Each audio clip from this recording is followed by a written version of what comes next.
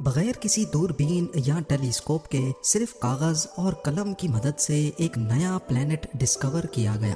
یہ کارنامہ آج سے 175 سال پہلے فرینچ ایسٹرونامر روبین لیویریے نے انجام دے کر پوری سائنٹیفک کمیونٹی کو حیرت میں ڈال دیا۔ لیکن آخر کیسے؟ ناظرین، اس کہانی کی شروعات ایک سیب سے ہوتی ہے جو مشہور زمانہ فزسسٹ سر آئزیک نیوٹن کے سامنے درخت سے ٹوٹ کر زمین پر گرا تھا۔ یہ منظر دیکھ کر وہ گہری سوچ میں پڑ گئے کہ آخر سیب ٹوٹ کر سائیڈ پر یا اوپر کیوں نہیں گیا، سیدھا نیچے ہی کیوں آیا۔ اسی واقعے کی بنیاد پر انہوں نے یونیورسل گریویٹیشنل لا بنایا، جس کے مطابق اسپیس میں کوئی بھی دو آبجیکٹس آپس میں ایک دوسرے کو اٹریکٹ کرتے ہیں۔ جس کا ماس زیادہ ہوگا اس کی گریوٹی بھی زیادہ ہوگی اور وہ چھوٹے ماس کو اپنی طرف اٹریکٹ کرے گا۔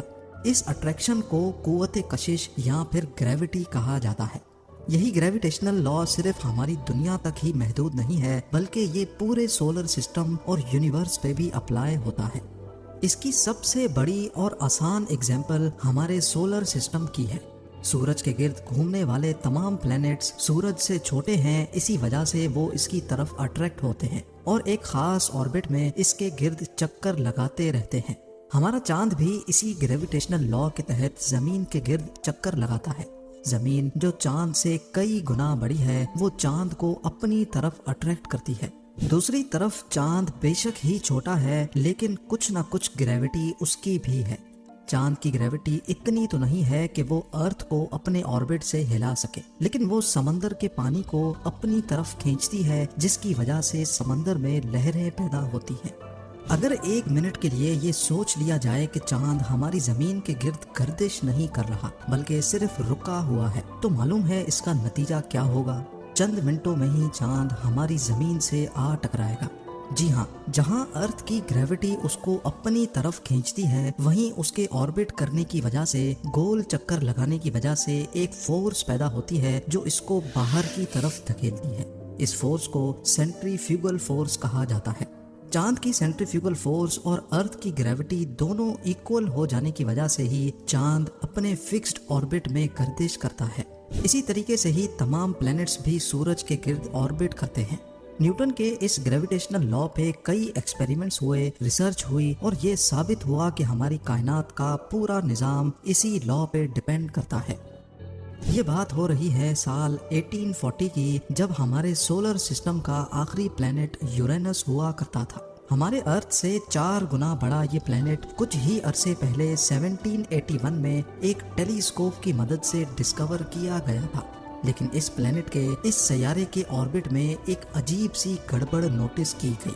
گڑبڑ یہ تھی کہ یہ نیوٹن کے گریویٹیشنل لا پہ پوری طرح عمل نہیں کر رہا تھا۔ یہ اپنے آربٹ میں ایک خاص پوائنٹ پہ آ کر اپنے آپ ادھر ادھر ہونے لگتا۔ گریویٹیشنل لا جس کی وجہ سے پوری یونیورس کا سسٹم چل رہا ہے، بھلا صرف ایک پلینٹ اس کے خلاف کیسے کام کر سکتا ہے؟ پورے 60 سالوں تک دنیا بھر کے ایسٹرونامرز یورینس کے اس انوکھے عمل کو دیکھ کر پریشان تھے۔ ان میں ایک فرینچ ایسٹرونامر روبین لیویریے بھی تھے۔ وہ ساری رات یورینس کو اسٹڈی کرتے رہتے، لیکن اس کا گریویٹیشنل لا کے اگینسٹ حرکت کرنا اور اپنے آربٹ سے نکل جانا ان کی سمجھ سے بھی باہر تھا۔ لیویریے کا کہنا تھا کہ ایسا صرف ایک کنڈیشن میں ممکن ہو سکتا ہے کہ جس پوائنٹ پہ یورینس اپنے آربٹ سے نکل کر اوپر نیچے موو کرتا ہے، وہاں اس کے قریب کوئی بہت بڑا ماس یا پلینٹ ہو۔ لیکن مسئلہ تو یہی تھا کہ کسی کو بھی اس کے آس پاس کوئی پلینٹ نظر نہیں آ رہا تھا۔ حتیٰ کہ کچھ ایسٹرونامرز نے تو یہ بھی کہنا شروع کر دیا کہ نیوٹن کے گریویٹیشنل لا میں کوئی چیز مسنگ ہے، شاید یہ لا ہی غلط ہے۔ لیویریے، جنہوں نے اپنی زیادہ تر زندگی اسٹارز اور پلینٹ پر ریسرچ کر کے گزاری تھی، وہ اپنی بات پر ڈٹے رہے کہ گریویٹیشنل لا بالکل صحیح ہے اور یورینس کو کوئی دوسرا پلینٹ اپنی طرف اٹریکٹ کر رہا ہے۔ 23 سپٹمبر 1846 کی رات کو لیویریے معمول کے مطابق دوبارہ آسمان کی طرف دیکھ کر گہری سوچ میں مبتلا تھے۔ تبھی انہوں نے ایک کاغذ اور قلم اٹھایا اور لمبی چوڑی میتھمیٹیکل کیلکولیشن کرنے میں مصروف ہو گئے۔ جب کیلکولیشن کا رزلٹ آیا تو انہوں نے یورینس کے پاس ایک پن پوائنٹ لوکیشن کی نشاندہی کی۔ ان کا کہنا تھا کہ اس پوائنٹ پر ضرور کوئی دوسرا پلینٹ یورینس کے قریب موجود ہے۔ نہ صرف اس کی پوزیشن بلکہ لیویریے نے اس پلینٹ کا ماس بھی کیلکولیٹ کیا اور یہ نتیجہ نکالا کہ اس سیکرٹ پلینٹ کا ماس بھی یورینس جتنا ہی ہے۔ جب انہوں نے یہ تمام ڈیٹیلز پبلک کر دی تو اس تھیوری کو اپوز کرنے والے ایسٹرونومرز نے لیویریے کا ٹھیک ٹھاک مذاق بنایا، کیونکہ یورینس کے قریب بظاہر ایسا کوئی پلینٹ موجود ہی نہیں تھا۔ انہوں نے یہ تمام ڈیٹیلز برلن میں موجود اس وقت کی سب سے بڑی آبزرویٹری کو بھیجیں اور ان سے ریکویسٹ کی کہ اسپیس کے ٹھیک اس خاص حصے میں یورینس کے قریب کسی طاقتور ٹیلیسکوپ سے دیکھا جائے۔ برلن آبزرویٹری کے ڈاکٹر یوہان گاٹفریڈ گیل نے جب آسمان کے اس خاص حصے میں دیکھا تو ان کو بھی اندھیرے آسمان کے سوا کچھ نہ دکھا، لیکن جب تھوڑا مزید فوکس کیا گیا تو واقعی ٹھیک لیویریے کی بتائی ہوئی جگہ پر ایک نیلا سیارہ تیر رہا تھا۔ اس کا سائز واقعی یورینس جتنا ہی تھا، یعنی اس میں ہمارے ارتھ جتنے 4 پلینٹس فٹ آ سکتے ہیں۔ یوں سمجھ لیں کہ اگر ارتھ ایک ٹینس بال ہے تو اس کا سائز باسکٹ بال جتنا تھا۔ لیویریے کی پریڈکشن اور کیلکولیشن بالکل ایکوریٹ تھی۔ سولر سسٹم کا 8واں پلینٹ ڈھونڈا جا چکا تھا جس کو آج ہم نیپٹیون کے نام سے جانتے ہیں۔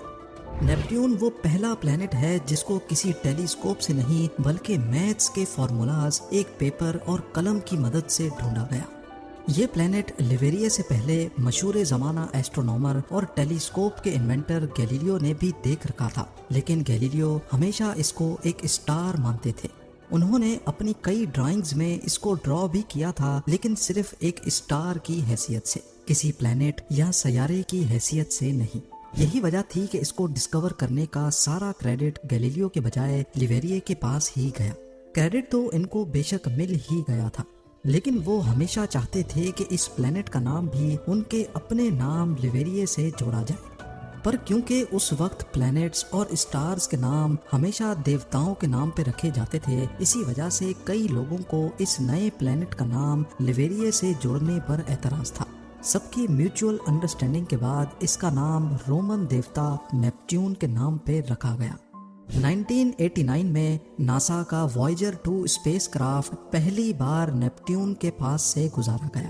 3000 میل دور سے وائجر 2 نے نیپٹیون کی کئی فوٹوگرافز کیپچر کی۔ یہ ہمارے سولر سسٹم کا سب سے دور اور سب سے آخری پلینٹ ہے۔ یوں سمجھ لیں کہ اگر ارتھ سے سورج کا ڈسٹینس 1 ایسٹرونومیکل یونٹ ہے تو نیپٹیون سورج سے 30 ایسٹرونومیکل یونٹس دور ہے۔ سورج سے اتنا دور ہونے کی وجہ سے ہی یہاں کا ٹیمپریچر -190 ڈگری سیلسیس رہتا ہے۔ ناسا کے مطابق یہ برف کا بہت بڑا جائنٹ ہے جہاں ہر وقت طوفان چل رہے ہوتے ہیں، ایسے طوفان جن کی اسپیڈ 2000 کلومیٹرز پر آور تک پہنچتی ہیں۔ یاد رہے کہ ارتھ پر سب سے تیز طوفان کی اسپیڈ 407 کلومیٹرز پر آور تک ریکارڈ کی گئی تھی۔ یہاں کا ایک دن ارتھ کے 16 گھنٹوں کے برابر اور یہاں کا ایک سال ارتھ کے 165 سالوں جتنا لمبا ہے۔ لیویریے جنہوں نے صرف میتھس کے فارمولا سے اس پلینٹ کو ڈھونڈا تھا وہ آج زندہ تو نہیں ہے، لیکن پیرس میں ان کی قبر پر نیپٹیون کا یہ ماڈل ان کے کارنامے کو ہمیشہ یاد دلاتا رہے گا۔ امید لائک اور شیئر کریں گے۔ آپ لوگوں کے پیار بھرے کامنٹس کا بے حد شکریہ۔ ملتے ہیں اگلی شاندار ویڈیو میں۔